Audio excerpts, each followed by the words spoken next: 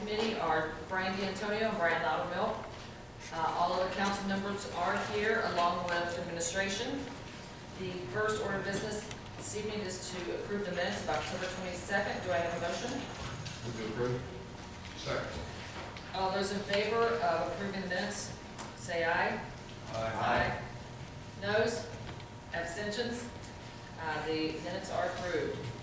Next order of business is the site plan approval for Discount Drug Mart on 3956 Fish Creek Road. Mr. Kurtz.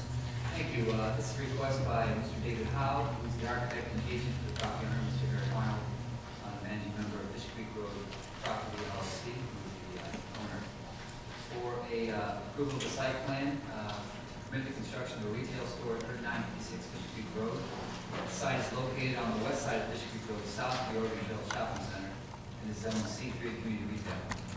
Retail stores are permitted by right in this district, subject to site plan approval. The property is nearly 5 acres in size, and it currently contains a single-family dwelling that will be removed as part of the project. The adjacent property is zoned as follows: C3 Community Retail to the north, R3 to the west and south, RB Residential Business to the east across Fish Creek Road. The applicant is proposing to vacate their current location in the Oregon Trail Shopping Center and construct a new standalone store on the site. The proposed store will be 27,000 square feet in area, will be located 90 feet from the Fish Creek Road right-of-way. The proposed building will be constructed in brick with multiple earth tones in color. The property will be accessed from 2 locations off Fish Creek Road.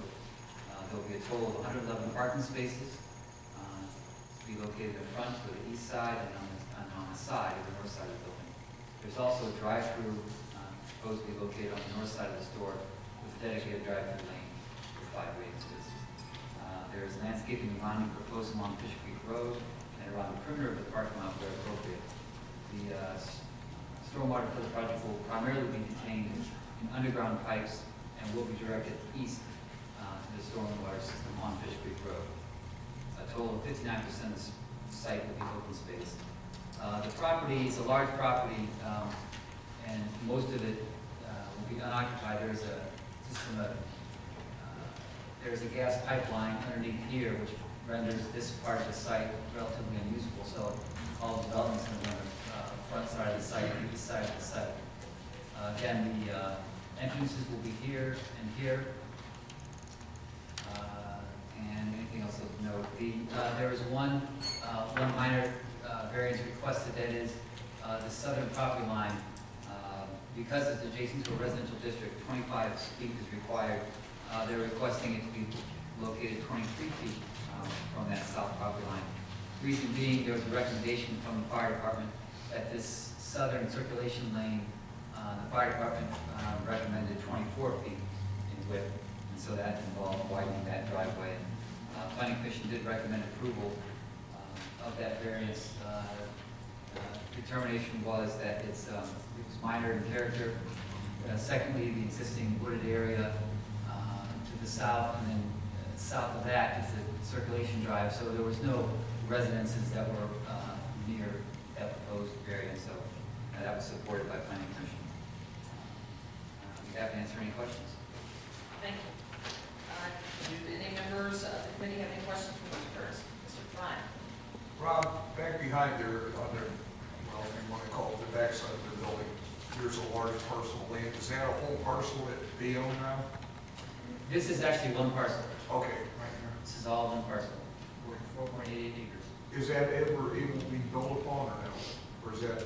It's probably unlikely. I mean, the access would have to come from this site or this site, and there's a low area here, potential wetland there, and then there's a gas pipeline that kind of goes diagonal across the site, which really renders, you can put a parking lot over it, but you can't put structure over it.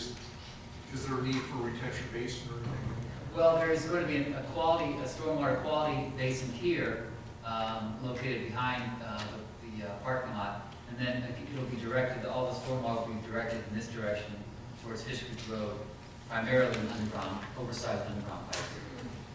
Thank you. Any more questions from council or committee members? Do we have any questions, or actually is the applicant in the office, or in the office? the audience? Right here. Thank you, sir. If you'd like to come up, state your name, address, and swear by the clerk.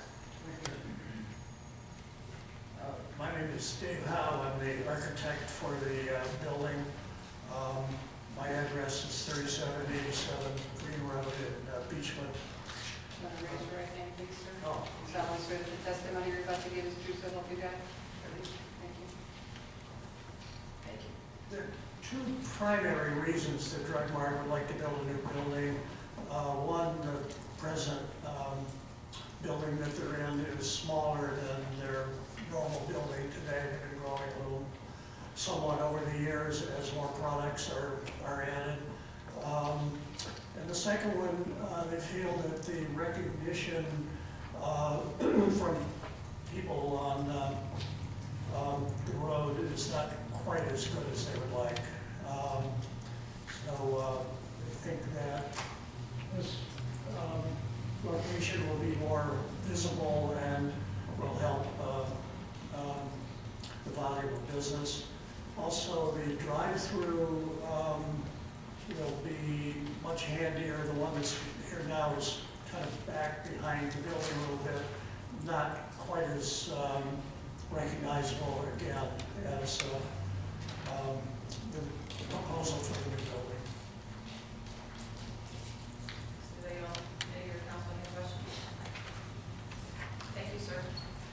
Thank you. Are there any questions from other members of the audience?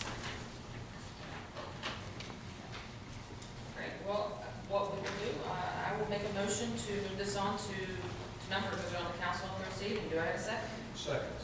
All those in favor say yes? Yes. Noes? Abstentions? This item will move on then, be numbered and moved on to first reading for council. Thank you. Next item of business this evening is to amend the code for various sections to permit auto sales rental as a conditional use in C3 community retail districts. Mr. Kurtz. Thank you. This request was originally submitted by Mr. John Slater of Buckingham, Doodle and Rose, who is the agent for the property owner RLM Darrow LLC, for approval of text amendments to permit auto sales and rental as a conditional use in C3 community retail districts. Currently, auto sales and rental uses are only conditionally permitted in C5 highway services district. The proposed amendments include changes to 3 areas of the code, adding auto sales as a conditional use in not only C3 but also C4, which is 114502, increasing the minimum lot area and width requirements in 116303, and several additions to the supplemental regulations in 116304. I'll go into those in more detail. As a way of background, this was discussed at the Planning Commission as a study item at the 9/11 meeting, and then as a business item at this past November 6th meeting of Planning Commission. As I said, the proposed amendments would apply to the current law for dealership as well as future auto sales uses throughout the city in C3, C4, or C5 districts. Currently, in terms of the applicant, the auto dealership would be considered a legal non-conforming use. That is, the use was in existence prior to the zoning code, that is auto sales. One of the issues brought forth by the applicant and discussed by Planning Commission was that it's extremely limiting. And it's true,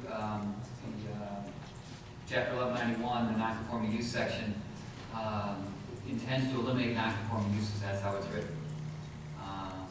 For example, no expansion at all without council approval, or if the property would be destroyed by more than its assessed value, it cannot be rebuilt unless it conforms to the code. Again, as a background, as far as Planning Commission discussion, we talked about that having auto sales in just one district was slightly atypical compared to other cities we looked at. They often had more than one zoning district where auto sales were permitted. This request to add to C3 as well as C4 opens a door for additional lots that auto sales could be occur in the city of Stow. Planning Commission was sensitive to making sure that the quality of auto sales were, good quality in terms of appearance. So in that regard, the minimum lot area was increased to 2 acres, and the minimum lot width to 300 feet. There also were conditions, let me read this a little more closely here. So here's just going to review the changes. In bold are the two. This we added the conditional use in C3 and C4, and then in terms of, this is the schedule 1163. Currently, it's 40,000 square feet is the minimum lot area. Planning Commission had recommended it go to 2 acres and then minimum lot width of 300 feet.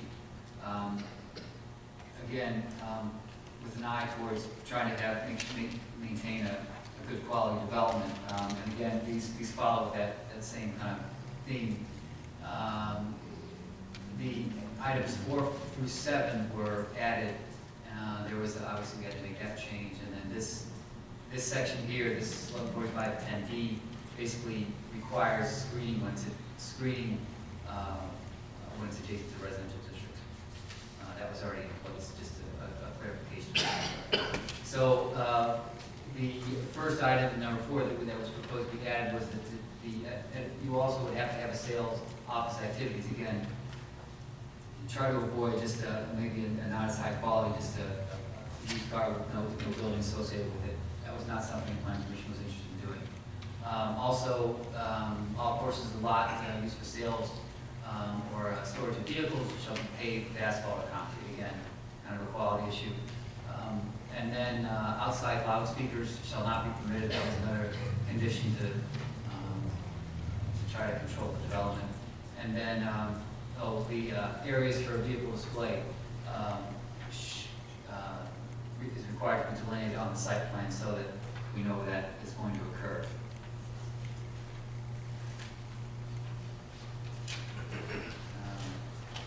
Those are the changes. Now again, the Planning Commission did, in considering these amendments, they were aware of the specific conditions of the Marlboro dealership and that it's been there prior to the zoning code. Also, we're sensitive to the fact that this retail area around Darrow and Kent Road area, sensitive that needs to be redeveloped and needs to be maintained in a positive fashion. Again, there also is consideration given to what the potential impact was throughout the city. And so, again, with those higher lot requirements and lot width requirements, there are fewer parcels that a dealership could occur. There are several parcels. There are 30 that meet the strict criteria of either having both 2 acres and 300 feet of width. Now, we have to look at each one of them is going to have its own limitations as far as if there's existing buildings or that sort of thing. But again, it's relatively limited throughout the city. Again, the Planning Commission did recommend approval of these amendments. Mary, I don't know, I guess I'll talk about the process. We'll probably cover as well. But again, Planning Commission did make the recommendation for these amendments. And the next step is in the council's and as far as any text amendments require 3 readings of council and a public hearing before any action can occur. So you can add to that if you like, Mary. Thank you. Yes, this is not something that's going to happen overnight. It does take 3 readings of council. First reading, if this is moved forward, this will be first reading Thursday evening. And then we have a meeting in December. And then we would be in January. Then we would have to have a public hearing. So nothing would be finalized on this until January anyhow. I will ask if any committee members or councilors have any questions. Mr. Stein. Since we're changing zoning along this line, could you give me an example of somewhere else that a car dealership could go to? I know you said there was like 30. Oh, physically? Yeah, sure. Could you give me an example of something? Sure. What would be looking at? Basically, it's the intersections really. The lots that are, Norton Road and Darrow Road, Graham Road here, the areas in red indicate that they meet the criteria of 2 acres and 300 feet lottable. Again, not all of those lots are vacant, but that's the minimum criteria there. So And then also the Stow Kent, the C4 zoned area in the Stow Kent area. Actually, the lot in question tonight really meets that criteria that I'm talking about. There are lots over here at Steele's Corners and Hudson Drive, another area. And the other main area would be Fish Creek and Stow Road. Would be the lots where that is met, the minimum is met. Mr. Long? Hey, Rob, just to kind of clarify on Mr. Travani's question, does this have to be a freestanding building, or could you take one office front and say Stow, Kent, or an Oregon Trails and meet the requirements and open either a rental or sales office in Yeah. Alaska? That could happen, yes. Council members?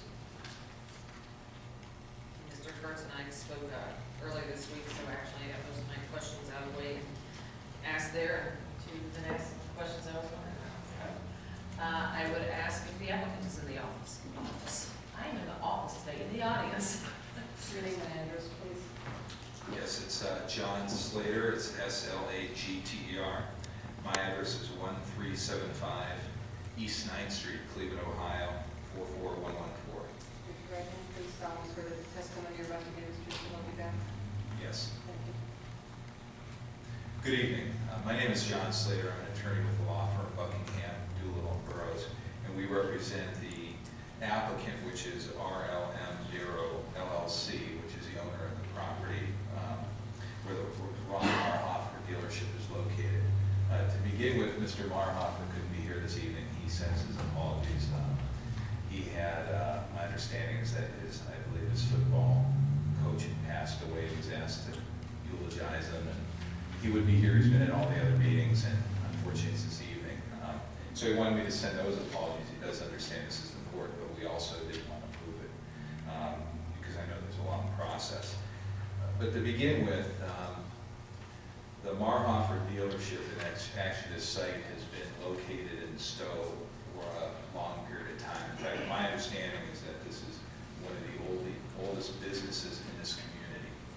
It's been there, at least a dealership or automobile activity has been on this site since 1919, and my understanding is in 1933 they began selling cars. And that the reason we're before this body, before Stow, is that we had looked at in the past the possibility of expanding the dealership, and obviously that issue has some controversy with it. We know it, and we understand that. But during that process, the issue of non-conforming use came up. And at that time, I was asked to take a look at, well, what is the code provider otherwise? And in fact, your non-conforming use provisions are very, very restrictive towards any business that's there now. And in fact, if you take a look at the plain language of your ordinance, and I'll read it to you here. It provides that, and this is section 1191.01, the legitimate interests of those who lawfully establish these nonconformities are herein recognized by providing for their continuance subject to the regulations limiting their completion, restoration, reconstruction, extension, and substitution. Nevertheless, while it is the intent of the code that such nonconformities be allowed to continue until removed, they should not be encouraged to survive. So I read that to my client. Well, what does that mean? Well, then you take a look at your language in the code. And the fact of the matter is that if there was any type of remodeling or other activity of this dealership, they would have to get council approval and planning commission approval, which doesn't seem that bad. That seems reasonable. But the work that's done cannot exceed the aggregate cost of the assessed value of the building or structure. And my understanding is that is the assessed value for tax purposes. There's some reference in your code to that. And then even more concerning is if there's damage or destruction or abandonment for 6 months. So if for some reason there's a strike, there's something that goes on with the supply line, and those things would never happen, right? Well, As you know, a few years ago, this dealership was almost lost its ability to even be in this community. So those are legitimate concerns. And if for 6 months it's shut down for any reason, at that point, it cannot be reestablished. A business that's been here for almost a century. Second of all, if it's any damage or destruction, there, in the event that any building or structure devoted to a non-conforming use is destroyed by any means to the extent of more than the assessed value as determined for tax purposes by the county auditor, it shall not be rebuilt, restored, or reoccupied for any use unless it conforms to all the regulations of this code. And so again, a very restrictive ordinance regulating a business that's been in this community for almost 100 years, a business that predates your own zoning code, a business that's in a retail and business commercial zone area, your C3, at a major intersection within your community, and a business that has had residents move in, buy it, in and out over the years. And what we're asking you for tonight is not rezoning any residential property around us. That's not why we're here. If we decide to do that, we're going to need to come through and go through the process, and then you can have hearings on that particular issue of whether that would make sense or not or be appropriate. What we're asking you for is very simply a rezoning of your text amendment to recognize that these uses, the existing use that's been here 100 years, is appropriate in this area as it currently exists, and ultimately in other areas in your community. And we believe that it is. We think we've been an important part of this community. We think that there may be other issues or other concerns if this business expands or otherwise, but I think those are appropriately addressed at the time, if and when another application is filed. But I think you have a real issue here. It's been recognized by the process that we have gone through in the past. I believe that this action is consistent with your, if you take a look at your comprehensive plan, and I'm sure you're going to hear citation to it or otherwise by some other individuals this evening, but the reality is your comprehensive plan talks about the businesses that currently exist, those continuing, talks about supporting the tax base. And I think the issues that will be raised about the comprehensive plan, if you start to expand into other areas, that's where there's an issue. And again, we're not here to address that this evening. We appreciate the consideration of this matter from a planning perspective. We believe it's appropriate.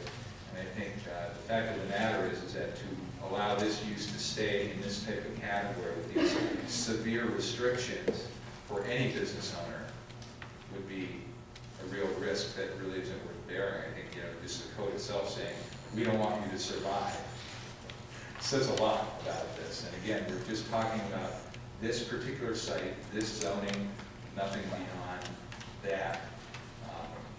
Obviously, the C3 and C4 within your community, but at least from the Marhoff, we're talking about their particular site, nothing residential or otherwise. Thank you. Thank you.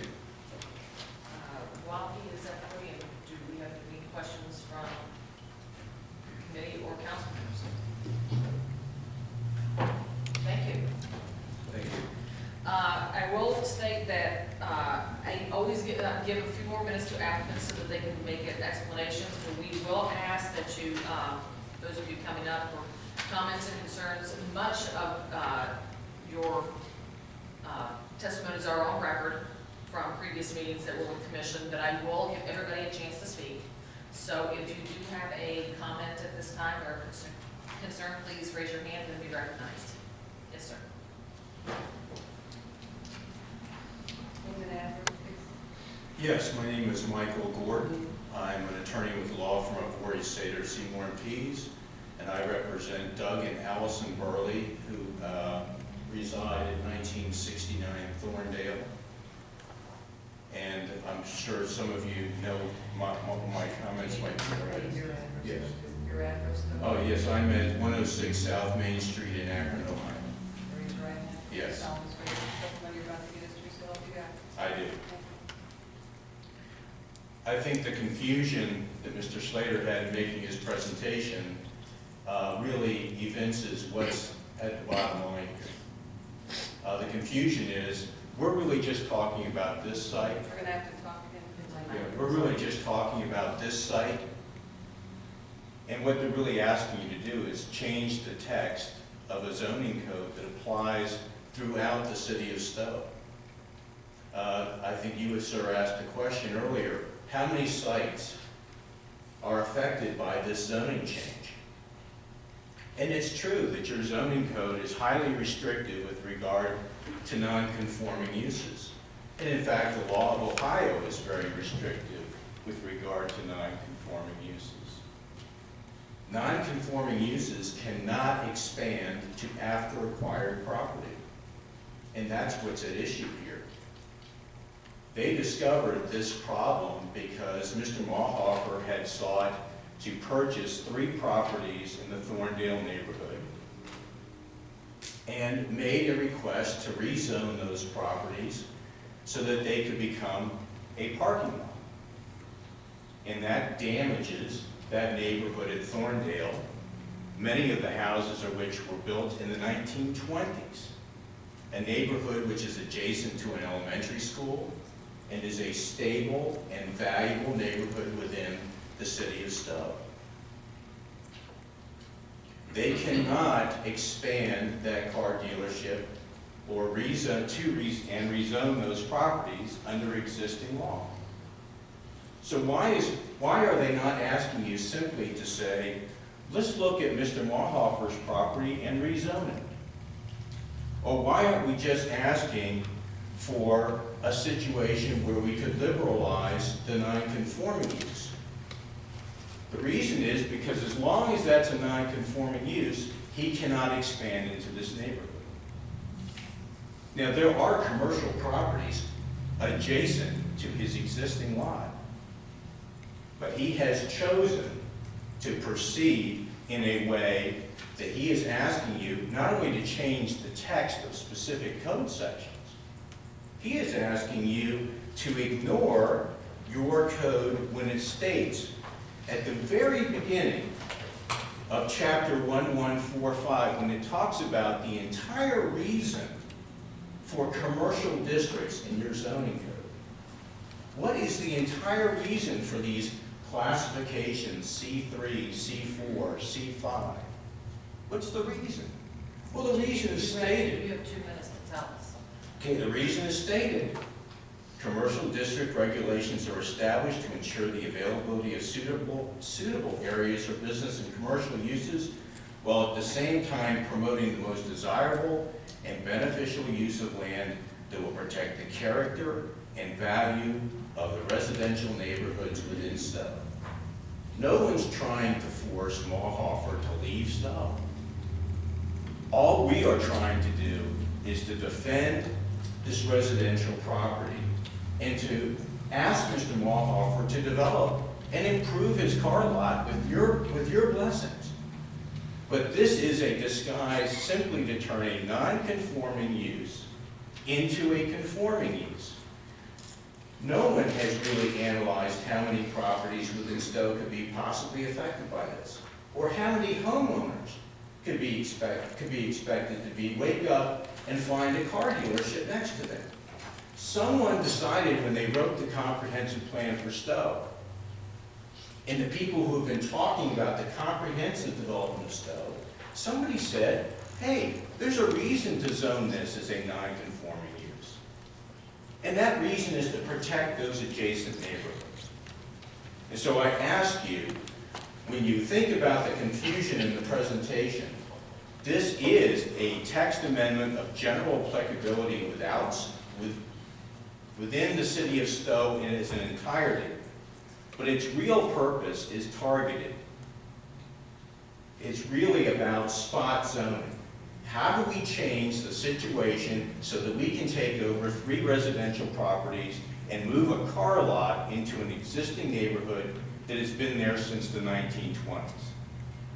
That's what it's really about. That's why you have so much interest in this room. It's really not about general applicability. It is, as Mr. Slater said, we don't want to talk about the 30 other areas. We just want to talk about this specific law. That's what this is about. And if you want Mr. Marhofer to expand his dealership and rebuild it, you can do so with the planning of the committee, with the sanction and the blessing of city council. You can do that. But don't do it at the price of this neighborhood, and don't do it being deceived as to what the real purpose behind this text amendment is. Thank you. I appreciate your attention. Thank you. I know I saw another hand in the back, yes, sir. Your name and address for the clerk. My name is Mark Ryland, and I reside at 1961 Thorndale Avenue. I'm sorry, I didn't get your last name. No, your last name. Royland. Can you raise your right hand? Please solemnly swear that the testimony you're about to give is true, so help you God. Absolutely. Thank you. I also promise to be succinct and direct. I'm also typing myself. Zoning was created for a purpose, and that purpose, part of it anyway, as I understand it, is to set reasonable and sensible boundaries between different types of properties designed for different reasons. As benign as this zoning code text change sounds, if it is approved, future restrictions will be loosened on various businesses to potentially expand into residential areas, and in this specific case, will pave the way, no pun intended, for a particular business to allow a significant encroachment into a residential area. If this text change is instituted, a precedent could be set, and future zoning requests could be granted to other businesses not presently functioning in the C3 code. Such a plan and such changes could cause significant encroachment, which go against Stow's comprehensive plan, which claims to maintain integrity and character of Stow neighborhoods. Comparing previous projects in Stow, such as the Marks Plaza and the Stow Library expansion, to the potential changes and potential expansion this text would allow is like comparing apples and oranges. In closing, I would implore you to look past the benign sounding nature of this text change and look to see the truly malignant potential that it actually represents. Do not allow the floodgates to open for future encroachment by businesses into residential areas. As Mr. Michael Gordon so eloquently put it last week, don't grease the skids for businesses to rezone residential lots.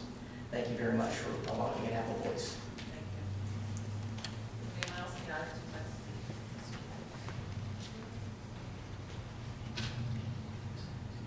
My name is William May, 3425 Margaret Avenue. So, Raise your right hand. Please solemnly swear that the testimony you're about to give is true, so help you God. Thank you. I have 2 questions tonight for the council. Number 1, the location of Mr. Matt Rios. He's our councilman, and we kind of like to know where he is. We're not notified. I can speak briefly. He's at the hospital with a loved one. He's at the hospital. With a loved one. Okay, my second question would be for you, Mr. Raisin. Do you intend to vote on this whole issue right here, or are you going to exclude yourself from everything we're talking about? I intend to seek a formal opinion, what the resident, Mr. May, is asking. Mr. Marhofer is my uncle. I will seek a formal opinion from the law department about my legal obligations, but there's also an ethical obligation which I will also consider. So you have decided.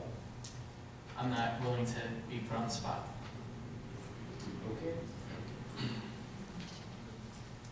Yes, ma'am.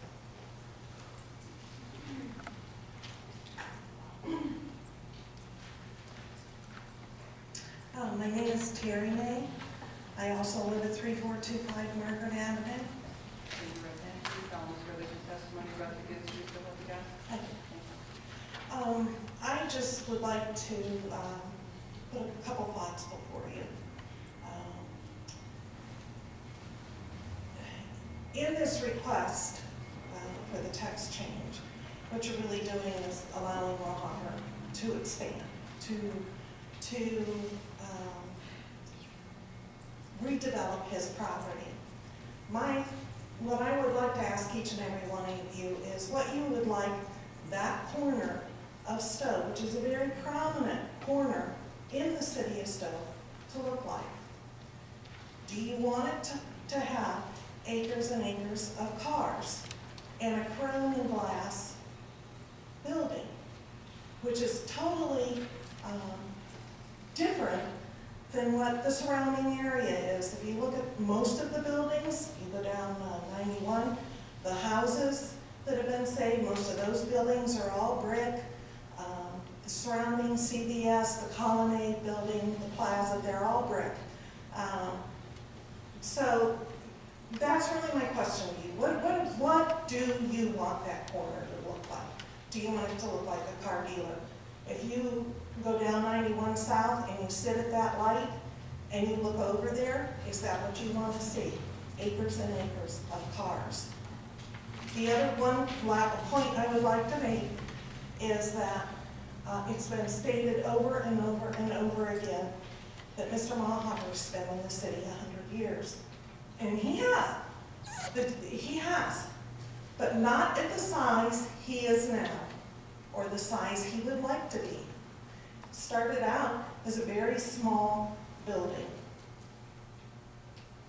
And it expanded to become what it is now. I spoke with a former councilman a while back, and his statement to me was, when they tried to rezone or give, when Mahoffer asked for Yukon in the past, they denied that because of the infrastructure on Yukon, the cost of moving all of that infrastructure, and because of the zoning code, the feeling was that that was an appropriate use of that corner, that large, something that large, that car dealership, that large.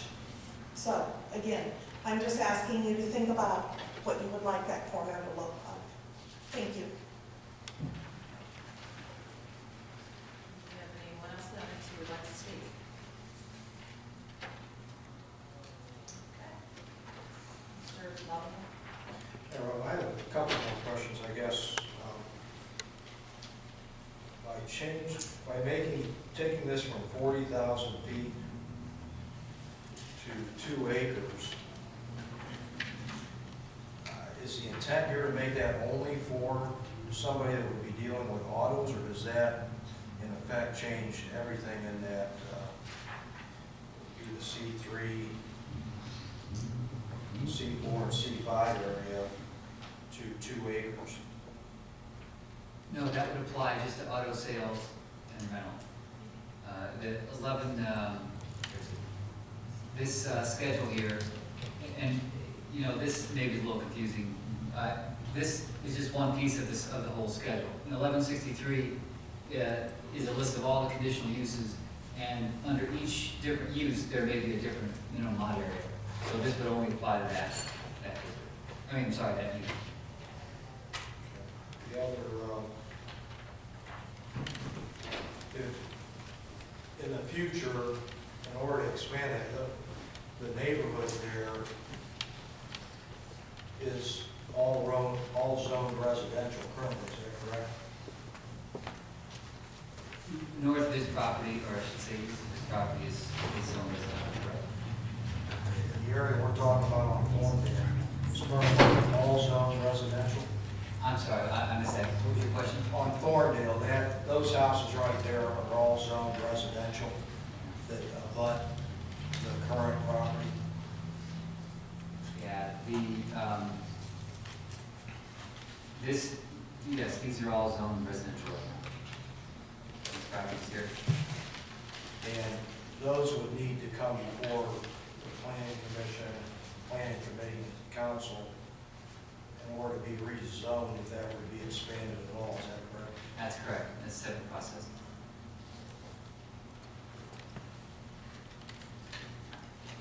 Sorry. Mr. Pine? Rob, currently right now, the property that sits as it is right now with Mr. Mahoffer, how many acres is that currently right now? It is, I want to say about 4, I think so.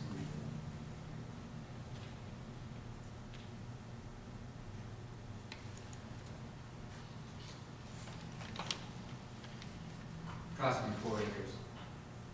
61,000. How many, John? 61,000. Yes, that's correct. Approximately 4 acres.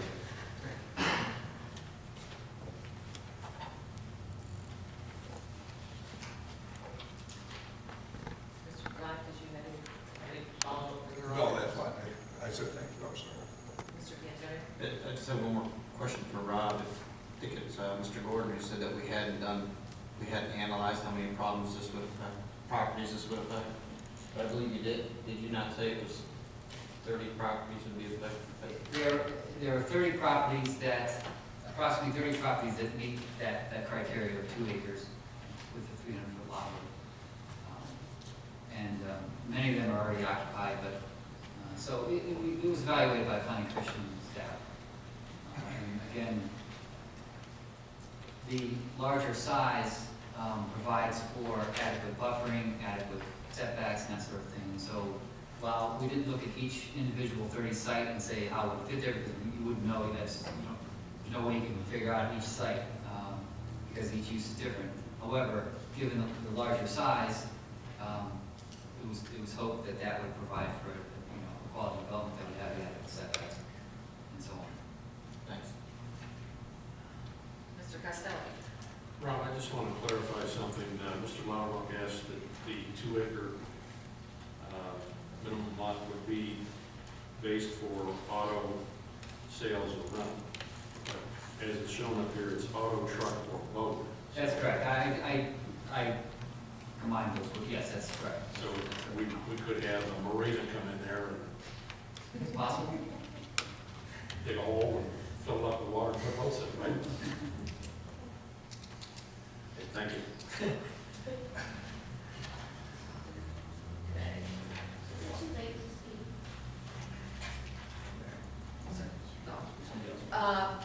Actually, yes, I have not closed it to the floor, so you can let me speak.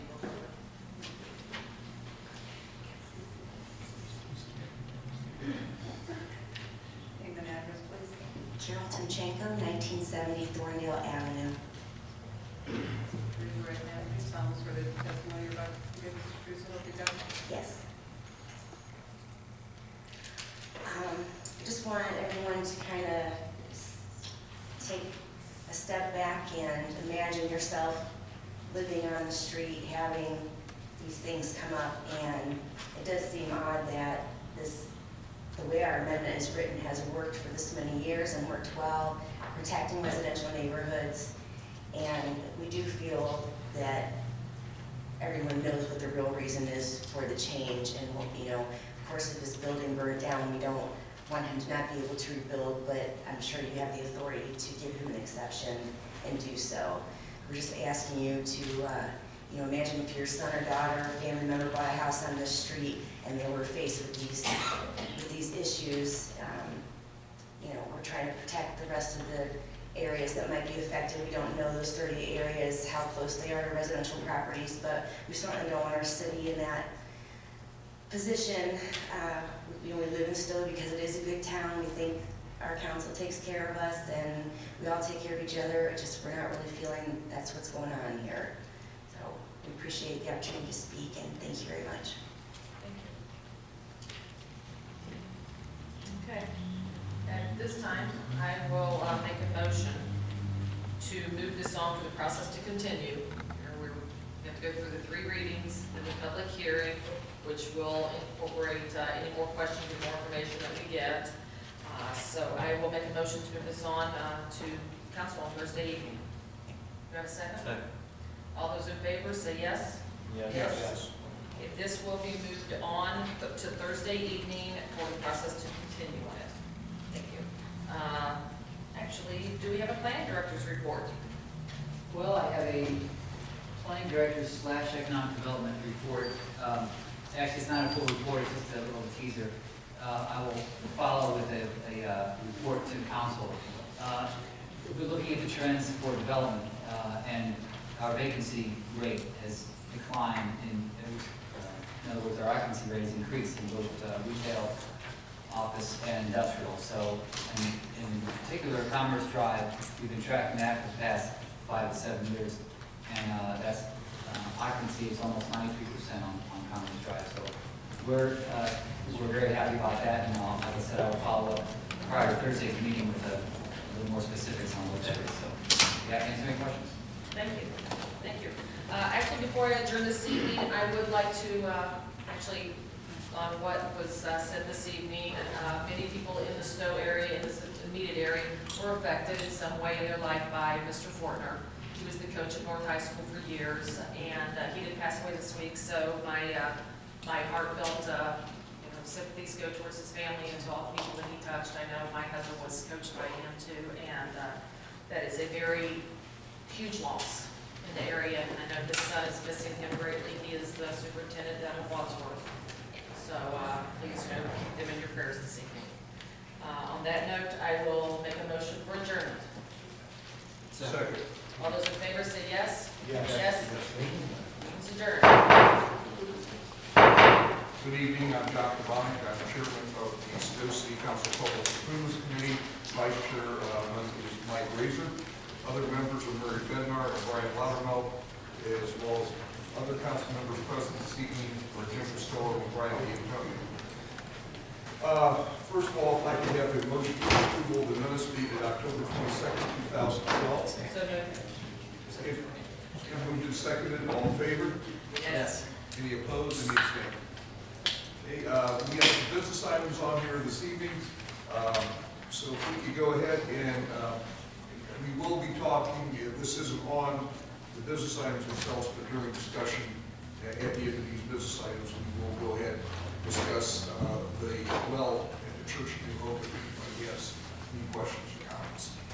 So, one business item we have is amended liquor application from Giant Eagle at 1700 Norton Road.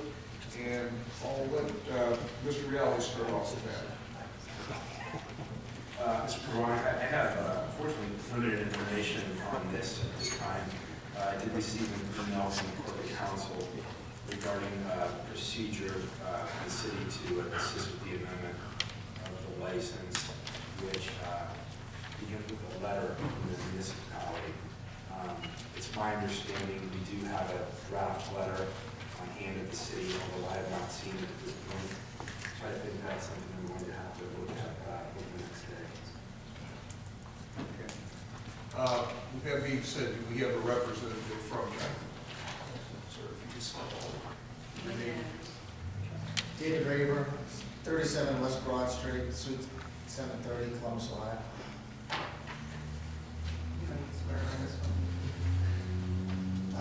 Please, counsel.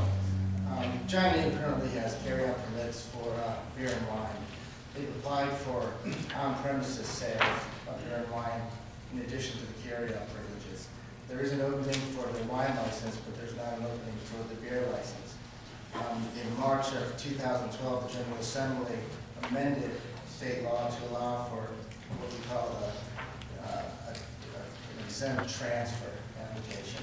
That means we can move a permit from anywhere in Ohio to an area where none are available, and currently there are no beer licenses available for on-premises in Stow. Under the statute, for us to be able to do that, we need an endorsement letter from the city of Stow, just saying that they acknowledge the project as an economic development project and meets the criteria in the code section, which is 43329. And basically, the way the Division of Liquor Control interprets that is, as long as an economic development project meets the criteria of employing any number of persons or paying any amount in taxes, that would meet the criteria of the statute, because there is no standard, and the division didn't want to take the position of deciding what specific qualifications there are. This is something that Giant Eagle is doing to all their stores throughout the state of Ohio. We're being kind of Harbor Falls in 2 ways. We're doing that store. We've done it in Mentor, Shaker Heights, Painesville Village, about 10 locations all over the state. I'm familiar with what you're talking about because I'm involved in the grocery business, but in layman's terms, you go ahead and explain to council what this would actually. What it would actually do is, we're in the on-premise, Giant Eagle wants to do wine and beer tastings, and they don't want to be subject to they can do sample tastings currently, but they have limitations. For instance, they do 6 wine tastings for $6. Under their current permit, they couldn't do that because they're limited before. They also want to have food and wine dinners, and they want to pair the wine or the beer with the meal, and they would like to pour maybe a full beer. Under the tasting, they would limit beer tasting to 4 ounces. So they obviously are not going to, it's a grocery store, it's not going to be for general consumption, it's just going to be for tasting samples that they can do in a responsible manner. Does anybody from council have any questions? Mr. Stow? First of all, I don't drink beer or wine. The question I have, you say this has to be justified as an economic development. How is this justified as an economic development? Well, the division, they currently, they'll take an existing business. The Giant Eagle has a substantial investment in employment and pay taxes. And under the criteria of the statute, that's sufficient. It doesn't necessarily have to be a new project. It can be an existing project under the statute. And Giant Eagle, a Giant Eagle store and big box retail would easily qualify.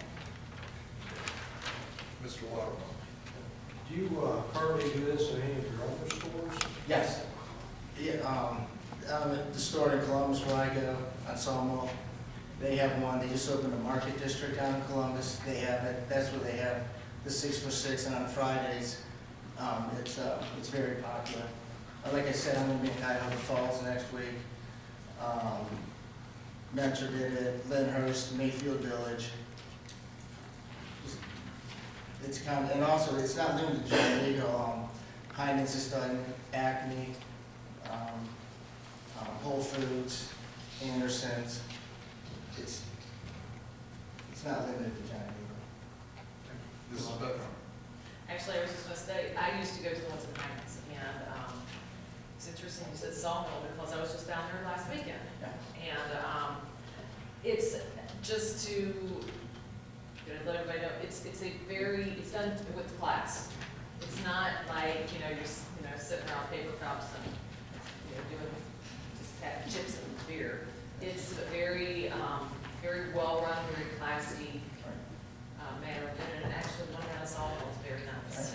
Thank you. That is true. They would do a beef pairing with a red wine and host it, and you would go to pick up a bottle of red wine,